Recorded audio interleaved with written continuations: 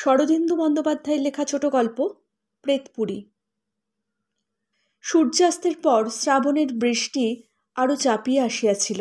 আমরা কয়জনে ক্লাবের একটা ঘরে জড়সড় হইয়া বসিয়াছিলাম। আলোটা টেবিলের উপর নিস্তেজভাবে জ্বলিতেছিল। এমন সময় ছাতা মাথায় দিয়া প্রায় ভিজিতে ভিজিতে বরদা আসিয়া উপস্থিত হইল।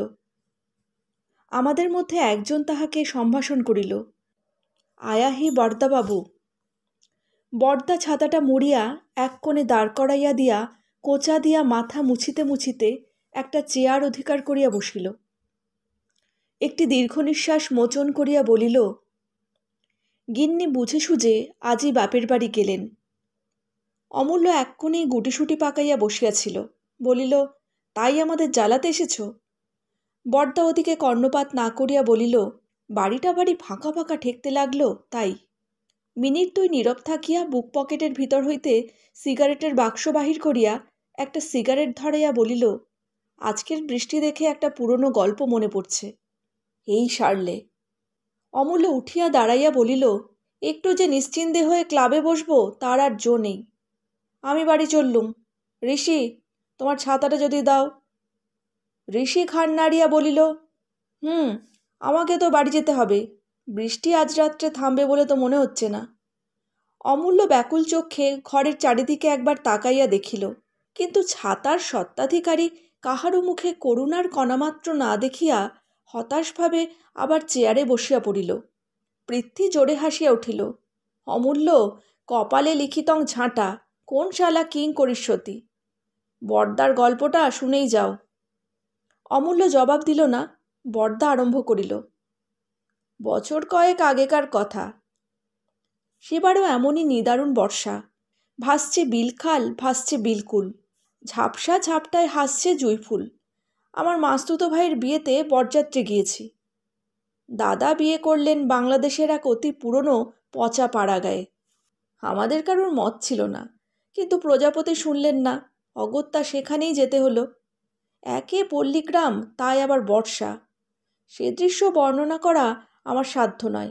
সুবিধের মধ্যে রেলের স্টেশন ক্রোশখানেকের মধ্যেই ছিল। স্টেশনে নেমে সকলে পদব্রজে কনের বাড়ির দিকে যাত্রা শুরু করলুম।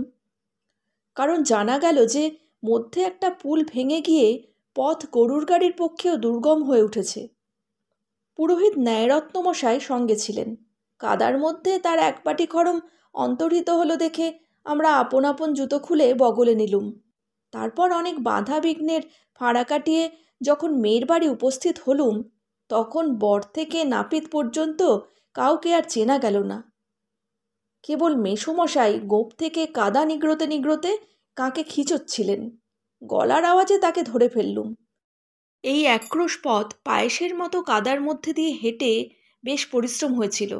তাই কন্যাপক্ষ যখন মুগের ডালের খিচুড়ি আর হাঁসের ডিম ভাজা দিয়ে আমাদের অভ্যর্থনা করলেন, তখন কিছু অতিরিক্ত মাত্রায় খেয়ে ফেললুম। আহার আনতে কিন্তু বড় কষ্ট পেতে হলো। আমরা সংখ্যায় বরযাত্রী প্রায় 20 জন ছিলাম। যে ঘরটিতে আমাদের বিশ্রাম করতে দেয়া হলো, তাতে শোয়া নয়, ঠাসাঠাসি করে কোনো রকমে 20 জন বসতে পারে। গুরুভোজনের পর সকলের মনে একটু গড়াবার ইচ্ছে ছিল, কিন্তু তা আর ঘটে উঠল না। শুধু শীর্ণদেহ ন্যায়রত্নমশাই কোনো মতে একটা কোণে কুণ্ডুলি পাকিয়ে শুয়ে পড়লেন। আর সকলে পান তামাক খেয়ে গল্পগুজবে সময় কাটাতে লাগল। একদিকে জন কয়েক ছোকরা তাস নিয়ে বসে গেল।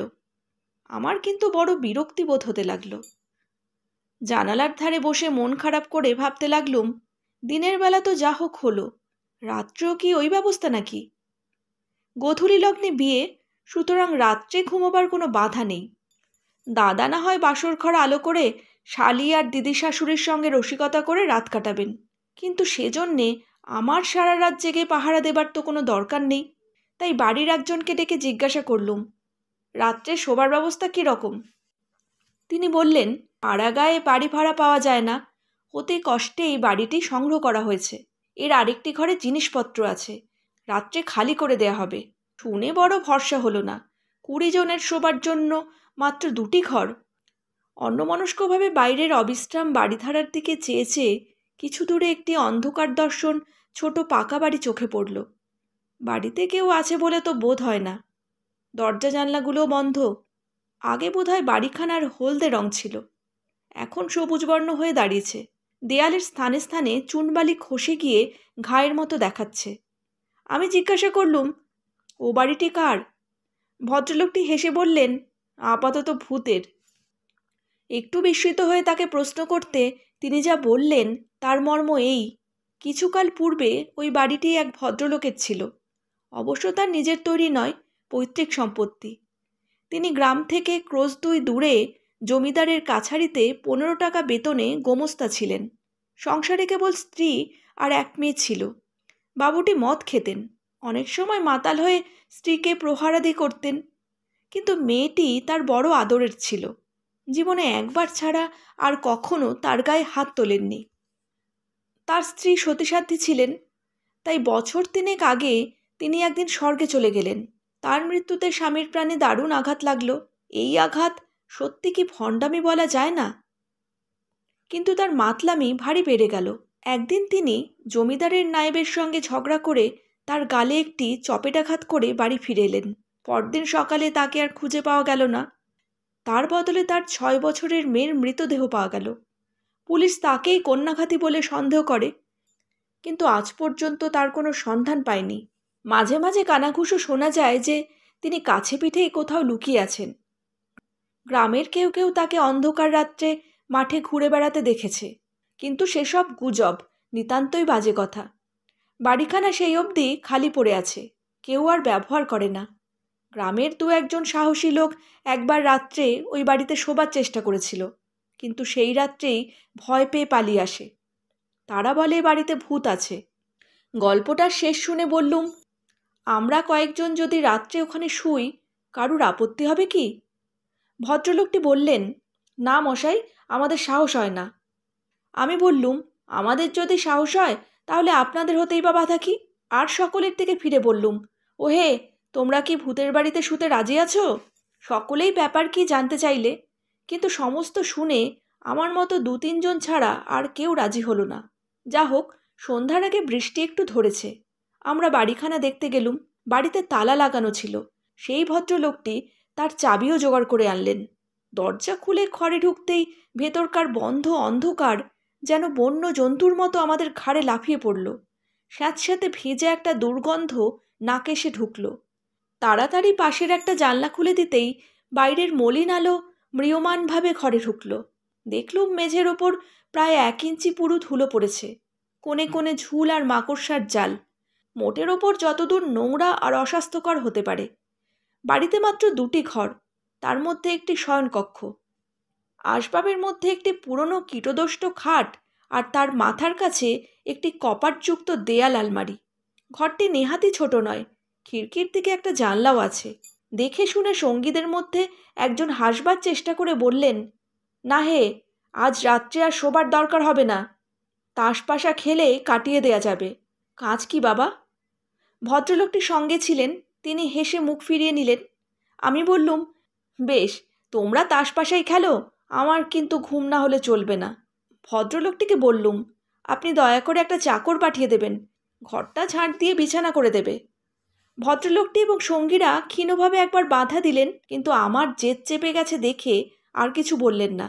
রাত্রে শুভকর্ম যথাসময় শেষ হয়ে গেল। 10:30টার পর খাওয়া দাওয়া সাঙ্গ করে লণ্ঠন হাতে একলা শুতে গেলুম। সন্ধ্যার পর আবার বৃষ্টি আরম্ভ হয়েছিল, এখনও সমভাবে চলেছে। বাড়িতে ঢুকে ভেতর থেকে দরজায় খিল লাগিয়ে দিলুম। তারপর লণ্ঠন হাতে শোবার ঘরে গেলুম।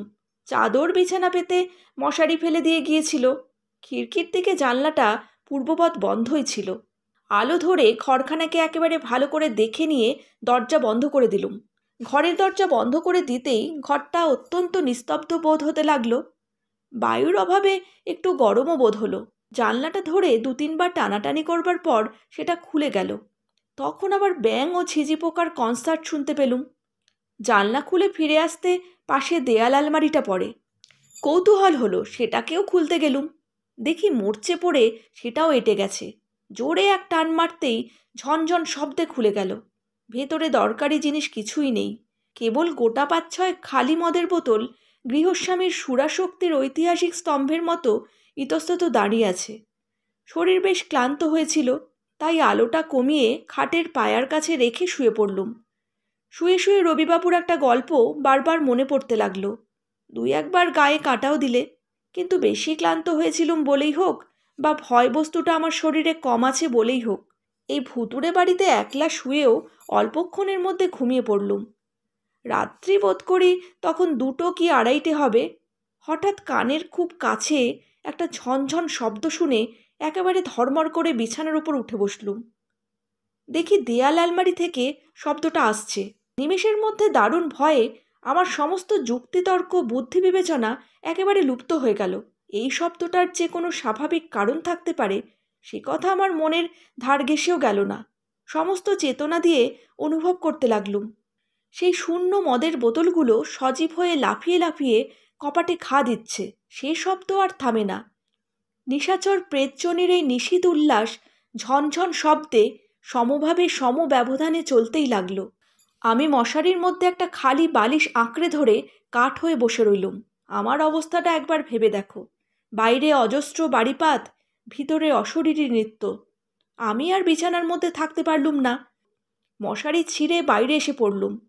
আলোটা বাড়িয়ে দিতেই ঘরের নিরাভরণ শূন্যতা যেন আমার চারিদিকে দাঁত বার করে হেসে উঠল। অন্ধকারের চেয়ে ছিল ভালো। মনে হতে লাগলো ওই বোতলগুলো এখনই নাচতে নাচতে আলমারি থেকে বেরিয়ে আসবে এবং তারপর যে কী কাণ্ড শুরু হবে তা আমার বিধ্বস্ত মস্তিষ্ক দিয়ে কল্পনা করতে পারলুম না।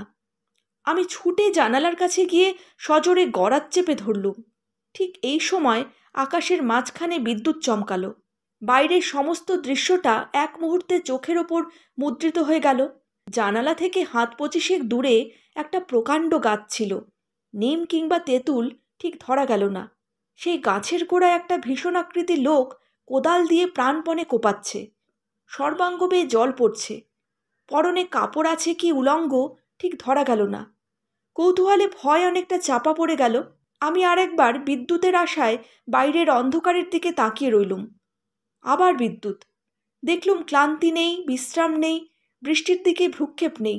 লোকটা সমভাবে গাছের গোড়ায় কোদাল চালাচ্ছে, আর সেই কোদালের তালে তালে ঘরের মধ্যে আলমারির ভেতর থেকে শব্দ আসছে, ঝনঝন ঝনঝন। আমার ভয় অনেকটা কেটে গিয়েছিল। একবার ভাবলুম ডাকি, কিন্তু যদি চোর হয় কিংবা হয়তো পাগল। কোনো কিছু স্থির করবার আগেই না বুঝে সুঝে লণ্ঠনটা জানালার সম্মুখে তুলে ধরলুম। বাইরের লোকটাকে সে আলোতে আর দেখা গেল না, কিন্তু হঠাৎ আলমারির ঝনঝনানি বন্ধ হয়ে গেল। শব্দটা এতক্ষণ সয়ে গিয়েছিল। থামতেই বুকের ভেতরটা ধড়াস করে উঠল। আবার থামে কেন? শব্দ থামতেই দেয়াল আলমারির দিকে তাকিয়েছিলুম। সেদিক থেকে চোখ ফিরিয়ে জানালার দিকে চাইতেই ভয়ে আমার গায়ের রক্ত প্রায় জল হয়ে গেল। লণ্ঠনের ঘোলাটে আলোতে দেখলুম ঠিক জানালার ওপারে একটা মস্ত ঝাঁকড়া মাথা, আর তারই ভেতর থেকে 2টো বড় বড় লাল চোখ আমার মুখের উপর স্থির হয়ে আছে। আমার হাঁটু দুটো এবং গলার আওয়াজ তখন একেবারে শাসনের বাইরে চলে গেছে। চেঁচামেচি কিংবা পলায়ন দুই সমান অসম্ভব। তাই কাঠের মূর্তির মতো দাঁড়িয়ে কেবল ঠক ঠক করে কাঁপতে লাগলুম। হঠাৎ বাঘের থাবার মতো একজোড়া হাত বাইরের অন্ধকার থেকে উঠে এসে জানালার 2টো গড়াত ধরে টান দিলে। জানালার খুন ধরা পচা কাঠ অকস্মাৎ ভেঙে গিয়ে গড়াত 2টো বার হয়ে গেল, আর প্রায় সঙ্গে সঙ্গে একটা ক্লেদাক্ত গিরগিটির মতো সেই ফাঁক দিয়ে লোকটা ঘরের মধ্যে ঢুকে পড়ল। আমার দিকে কটমট করে তাকিয়ে বললে, তুমি কে? নিজের নামটা পর্যন্ত সব ভুলে গিয়েছিলুম, তাই উত্তর দেয়া হয়ে উঠল না। লোকটা নিষ্পলক দৃষ্টিতে আমার দিকে চেয়ে রইল। তারপর তার মাথার চুলগুলো সজারুর কাঁটার মতো খাড়া হয়ে উঠল। সে ভাঙা গলায় চিৎকার করে উঠল, তুমি পুলিশ? আমি প্রবল বেগে ঘাড় নেড়ে জানালুম যে আমি পুলিশ নই। আশ্চর্য! লোকটা তখনই অকপটে তাই বিশ্বাস করে মাটিতে বসে পড়ল। কোমরে একটা শতচ্ছিন্ন ন্যাকড়া জড়ানো ছিল মাত্র। একবার ঘরের চারদিকে তাকিয়ে বললে, 3 মাস মদ খাইনি, বুক ফেটে যাচ্ছে, আমাকে একটু মদ দিতে পারো? বেশি নয়, 1টি গ্লাস। এমন বুক ফাটা মিনতি আর কখনো শুনেছি বলে মনে হয় না। বোধ হলো মদের দুর্নিবার পিপাসা লোকটাকে পাগল করে দিয়েছে। একটা সন্দেহ গোড়া থেকেই আমার মনে উকি মারছিল। আমি বললুম, মদ তো নেই, কিন্তু আপনি কি? লোকটা 2 হাঁটুর মধ্যে মাথা রেখে অনেকক্ষণ চুপ করে রইল। শেষে মাথা তুলে বললে, এই বাড়ির মালিক আমি। নিজের মেয়েকে খুন করে আমি পালিয়ে যাই। গোমস্তাগিরি করতুম। একদিন ঝগড়া করে চলে এলুম। তখন স্ত্রী বেঁচে নেই, শুধু মেয়ে। বাড়ি আসতেই মেয়েটা আমাকে বললে, বাবা, খেলা করতে করতে পায়ের মল গাছতলায় কোথায় পুঁতে রেখেছিলুম, আর খুঁজে পাচ্ছি না। মাথায় রাগ চড়েই ছিল। মারলুম মেয়েটার রগে এক চড়। মেয়েটা সেইখানেই পড়ে মরে গেল। সেই থেকে পুলিশের ভয়ে পালিয়ে বেড়াচ্ছি। মেয়েটা মরেছে যাগ্গে, কিন্তু তার মল কগাছা কিছুতেই খুঁজে পাচ্ছি না। এই বলে লোকটা লাফিয়ে উঠে একবার আলমারির দিকে ছুটে গেল। খালি বোতলগুলো পেড়ে পেড়ে মাটিতে আঁচড়ে ভাঙতে লাগলো। তারপর উন্মত্ত একটা চিৎকার করে যে পথে এসেছিল সেই পথেই বেরিয়ে গেল। মিনিট 2 ঘর একেবারে নিস্তব্ধ। তারপর আলমারির কাঁচের কপাট দুটো সজোরে শব্দ করে উঠল ঝনঝন করে। বর্দা নীরব রইল। অমূল্য শ্লেষ করিয়া বলিল, ব্যাস, এই গল্প? খালি ঝনঝনঝন? বর্দা বলিল, আর একটু বাকি আছে। শেষ রাত্রে একটু তন্দ্রা এসেছিল। হঠাৎ চমক ভেঙে গেল। দেখলুম ঘর একেবারে অন্ধকার। আলোটা কখন যেন নিভে গেছে। অনেকক্ষণ কান খাড়া করে শুয়ে রইলুম। কিন্তু খোলা জানলা দিয়ে ঝিঁঝির শব্দ ছাড়া আর কিছুই কানে এলো না। শেষ রাত্রের ঠান্ডা হাওয়ায় কুণ্ডলি পাকিয়ে আবার ঘুমিয়ে পড়লুম। সকালবেলা উঠে দেখি বালিশের তলা থেকে সোনার ঘড়ি আর মানিব্যাগটা চুরি হয়ে গেছে। শরদিন্দু বন্দ্যোপাধ্যায়ের লেখা ছোট গল্প প্রেতপুরী এখানেই শেষ হলো। যদি আমার গল্প পাঠ আপনাদের ভালো লেগে থাকে, লাইক, শেয়ার, কমেন্ট আর সাবস্ক্রাইবের মাধ্যমে চ্যানেলটির সাথে অবশ্যই থাকবেন।